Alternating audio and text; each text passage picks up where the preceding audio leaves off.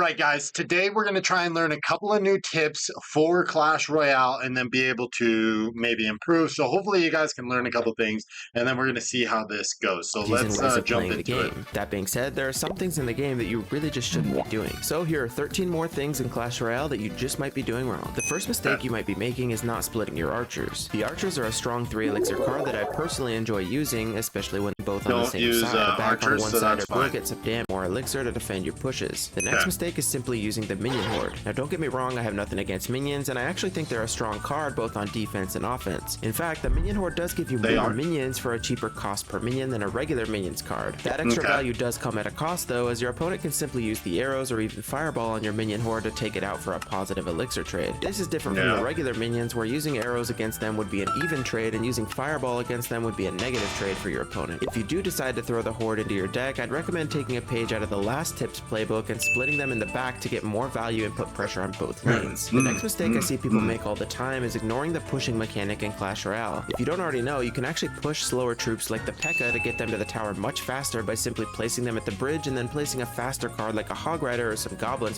I don't do this. I definitely don't do this. This is probably something to think about. Correctly though, since if you put the Hog Rider off to the side even just one tile, he'll most likely just push past the P.E.K.K.A. and go to the tower on his own, most likely leaving your push unaffected. So especially if you already use me using Golem, this is probably going to be good. the Hog Rider, goblins. We can try that. We can try using the push mechanic. I'm going to write that down. So that's one thing we're going to try and do, is use the push mechanic. Okay. Or another fast-moving ground troop in your deck, I'd recommend giving this strategy a try, since you might just catch your opponent off guard and get an easy win. This next tip is simply sleeping on the skeletons. The skeletons are an amazing and versatile card that can fit into pretty much any deck archetype. Not only are they cheap at only 1 elixir, so they can help you cycle to your evolutions or win condition faster, but they can actually fully counter a lot of cards in the game, such as the mini P.E.K.K.A. along with several others. Any deck can benefit from using the skeletons since they can provide so much value for such a cheap price. In your King Tower, I'm going to show you 3 simple ways you can do this in your next Clash Royale match. In the first scenario, we see an Electro Spirit coming towards your Princess Tower alone. I see a good amount of those. The Electro Spirit will survive if it has full health and will be able to jump onto the arena tower. We can actually use the chain mechanic of the E-Spirit to our advantage here, as if we place a card right between our King Tower and our Princess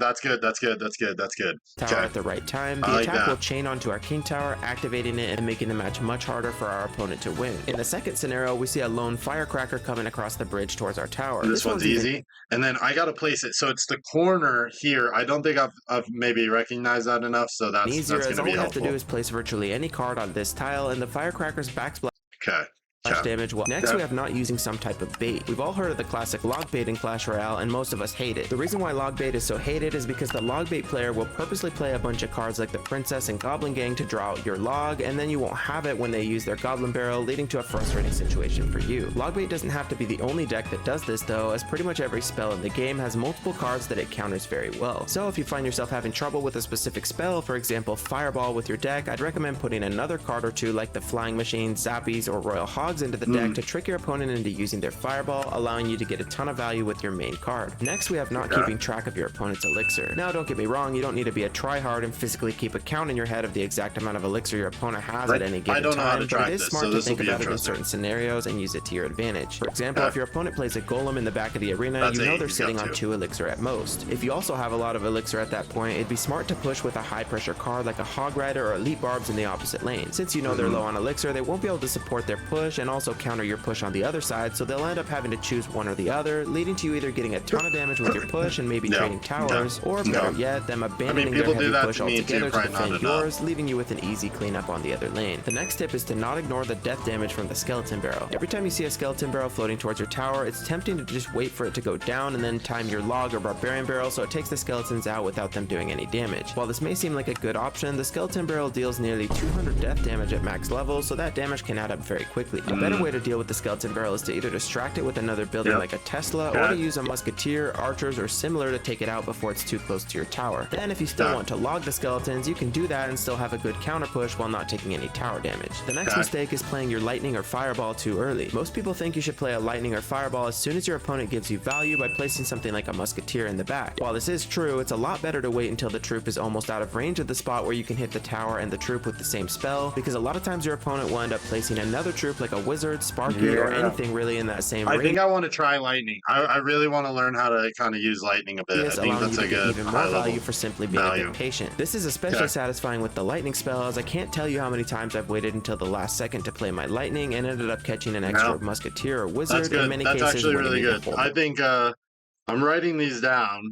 Yeah, that's good. That's good. These are good tips. These are actually the next mistake on our list is using Royal Giant without the Fisherman. The Royal Giant and the Fisherman are like bread and butter. They just go together so well. And there's a good reason for this. We talked a little bit about the Fisherman before, and while he can be powerful in many different decks, he is the strongest when used with the Royal Giant. Since the Royal Giant is very susceptible to being taken out by tank killers like the P.E.K.K.A. and Mini P.E.K.K.A., the Fisherman is very useful for grabbing those troops and pulling them away from the Royal Giant. You don't have a lot of time to do this before the Royal Giant dies, so you want to pay attention to your opponent's timing and try to predict their counter with your Fisherman. Just one good play like this could win you the entire match, since the Royal Giant does so much damage. That being said, take your own advice and switch up your timing and placement of the Fisherman as well, so that your opponent can easily predict it and take it out. And if you guys enjoyed the video, please consider... Gotcha. That was good. That was a good video. Thank you guys for watching. We got a lot of stuff to try in some future videos. If you are new to the channel, consider hitting that subscribe button, and I'm excited to give this a shot.